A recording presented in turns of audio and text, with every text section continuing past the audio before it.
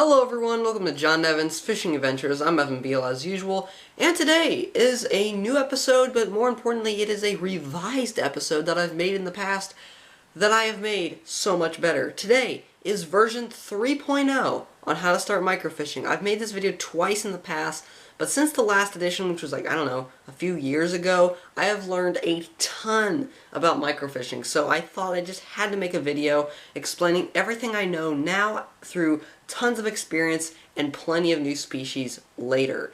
So that's what we're going to be talking about today. We're going to be talking about what microfishing is, why you should do it. We're going to be going over the equipment you're going to need, some rigs, and also some tactics and the types of fish you're going to be pursuing. So let's get right into it. This could be a slightly longer video, so grab some popcorn, grab a pen and paper. Let's get started. To begin, what is microfishing? Well, to keep things simple, microfishing is catching any fish on hook and line in the mouth under 6 inches in length. However, most micro anglers would consider true microfish has 3 inches, since they are smaller and need special equipment to be caught. But why should you microfish? Well, for some people, the most logical reason would be to catch bait for larger species.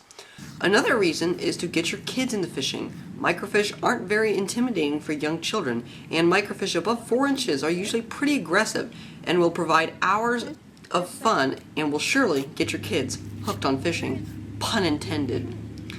But the biggest reason to join this unique hobby is to catch new species of fish. You see, microfishing is a part of another genre of fishing called lifeless fishing. This is where anglers have a list of every species of fish that they have caught on hook and line, and they try to catch new species of fish to add to that list. Surprisingly, microfish make up 75% or more of all freshwater species of fish in the United States alone, making them a necessity for anglers who take part in this fun and even addicting hobby. Now that we know what it is, here is some equipment you will need to start microfishing. For rods, the two main types are ultralights and telescopic rods. I would recommend an ultralight for people starting in fishing in general due to their versatility. Not only can you use many different rigs and techniques on these rods, but they can also hold up to fish way bigger than 6 inches, making them great for someone starting in lifeless fishing. My setup will be in the description if you're interested. However, even an ultralight from Walmart for $20 will work. As long as it has a decent drag system, you should be fine. I would also recommend getting the longest ultralight you can. Mine is a 6'6". However, a telescopic rod is also a great backup rod. Their advantage is that they are light, long, and portable. When fishing for fish down to 1 inch long, having a long rod that is predictable can be extremely helpful when placing a bait in front of a fish, almost a necessity. These rods are also great if you need to quickly switch to a smaller hook and don't need to re-rig your ultralight. However, you can accomplish the same effect with an ultralight, which I will show you at the end of this video. You can pick up these off eBay or AliExpress for under $20. I wouldn't recommend buying crappie poles, however. They are way too bulky and heavy for the price. As for line, 2 to 4 pound test line is good for your ultralight. Fluorocarbon is preferable since it helps these light rigs sink, but monofilament works as well if you are on a budget. For your telescopic rod, you will need some small fly fishing tippet, something around 6 to 10x, which is equivalent to 1 to 3 pound test line. Let's now talk about hooks, probably the most important topic in this video. The most common is just your standard hooks that you can get from any local store that sells fishing tackle. The smallest are often sold by Eagle Claw and get down to about a size 12. These hooks are good for panfish, chubs, and large shiners, along with larger species. The next best hooks are fly tying hooks. You can find these in places that sell fly fishing equipment or online and can get down to about sizes in the 30s. I would recommend a size 14, one size between 20 to 30, and anything in between if you would like more sizes. This should cover everything from panfish down to fairly small shiners. Finally, you have Tanago hooks. These are specially designed hooks made in Japan for catching tiny fish. Over there, Tanago fishing as they call it, is a tradition which they have perfected, and that is where these hooks have originated from. You can find these on a website called tinkarabum.com, and there are 2 sizes that you could need. The best type for starting out would be the Owner Half Moon Tanago hooks. These will handle all of your tiny fish and are pretty hassle-free as long as you get them pre-snelled. There is also the Gamakatsu Ultimate Tanago hooks. These hooks have an even shorter hook point than the half-moon Tanago hooks and can catch fish under an inch long. However, they are so extreme that catching anything over an inch can be quite problematic. I wouldn't recommend these if you're just starting out. Get the half-moon Tanago hooks since they are the most useful, and then get the ultimate hooks down the road. Let's now cover weights. Most of the time, all you really need is the smallest lead weight in your local store, but having larger sizes can be helpful in certain situations. You can also get tin split shot, which are used for fly fishing. However, they are rarely used and more of a novelty. Finally, we have some ultra tiny tin split shots from tinkarabum.com. These are 0.06 grams and are used with these microfishing floats. These are Nakajima ball floats, and they are perfect floats for Tanago hooks.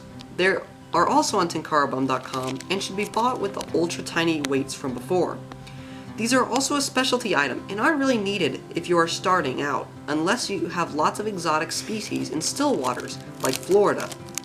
For larger species like panfish and chubs, a simple trout magnet float works well for these species. For bait, red worms are ideal. They can be cut into ultra tiny pieces and can last for up to a month if you put tree moss in their container. However, a tiny piece of soft plastic can also work in a pinch for Tanago hooks. Finally, here is some other equipment you might need. First thing is a photo tank. This is a small acrylic box that is filled with water and is used to keep small microfish alive longer for pictures and identification. This large one that will fit almost all microfish can be found on tinkarabum.com. Next is a small device called a hook remover, which consists of a large-eyed sewing needle that is stuck in a piece of wood, and then the tip of the eyelet is cut off to make a little fork shape. To use it, just keep light tension on your line. Then, stick the tool in the bend of the Tanago hook and push back to pull the hook out. This tool will even work on small dry fly hooks. Also, a big thanks to Finnafish here on YouTube for showing me this trick, and you can check his channel out here. Another really handy device is a rig holder. These can be made out of 4mm thick craft foam from a craft store and are wonderful for holding Tanago rigs. The next item you might need is a fish identification book, in specific, the Peterson Field Guide to Freshwater Fishes 2nd edition. This is a great book for any freshwater fish in North America, excluding Mexico. Lastly, a camera can also be nice for getting detailed pictures of different features of a fish, so you can identify your catch at home. Another thing you might need to microfish are some sunglasses. You see, microfishing deals a lot with sight fishing, so if you can't see the fish, then that's pretty difficult. With all this equipment, there are a few variables in the rigs we use for microfishing. For the most part, a microfishing rig consists of a hook with a split shot up the line, maybe with a float if necessary.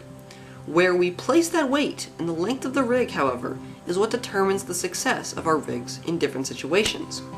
Putting the weight closer to the bait and making the rig shorter allows the bait to be placed more precisely in front of finicky fish. However, aggressive fish often mistake the weight for food, which can cause misstrikes. Making the rig longer and/or putting the weight farther away from the bait makes it less precise, but keeps aggressive fish focused on your bait. As I mentioned earlier, these rigs can be put onto a telescopic rod or ultralight using a simple trick. Just take a loop of cheap braided fishing line and put it onto the end of your rig, leaving a small tag end. To attach, put the loop through the last eyelet of your ultralight and then pass the rig through that loop. To remove, just pull on the little tag end and pull the rig back through the loop. Telescopic rods, on the other hand, have a little piece of yarn called the lilian, which has an overhand knot in the end to keep your line on. To attach, put 2 fingers in the braided loop and then run the loop in between your fingers. Then fold the 2 loops that were between your fingers in half and put them on the lilian and pull tight. This is called a cow hitch knot. To remove, pull on the tag end of the braided loop and take the assembly off the lilian. This method of attachment for both rods allows you to change to a Tanago hook quickly without having to undo the rig that was on your ultralight. Now with all that gear ready, we now need to know what kind of fish we will be targeting. The first are top minnows. These are fish that are usually under 3 inches that feed near or on the surface of the water. Using a Tanago hook, these fish can be caught by tapping a bait on the surface to get their attention, then lowering the bait barely under the surface so that they can eat it. The next group is midwater fish. These fish range from 6 inches and under and consist of some sunfish, chubs, shiners, and some dace. These fish are opportunistic, meaning that they will feed on whatever is available in any part of the water column. Using the hook that matches the fish's size, drifting a bait past these fish, or fishing under a float can be great ways of catching these aggressive species.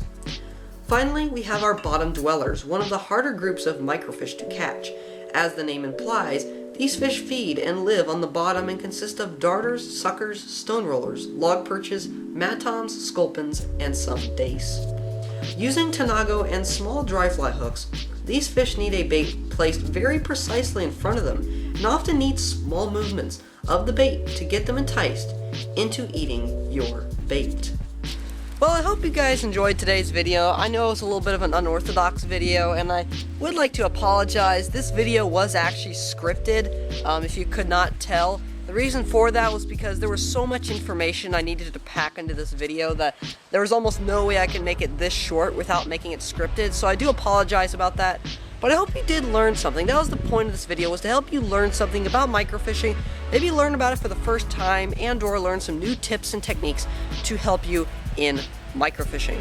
So, thanks for watching. I hope you enjoyed. And of course, this is Evan, signing out, and I'll see you in the next episode.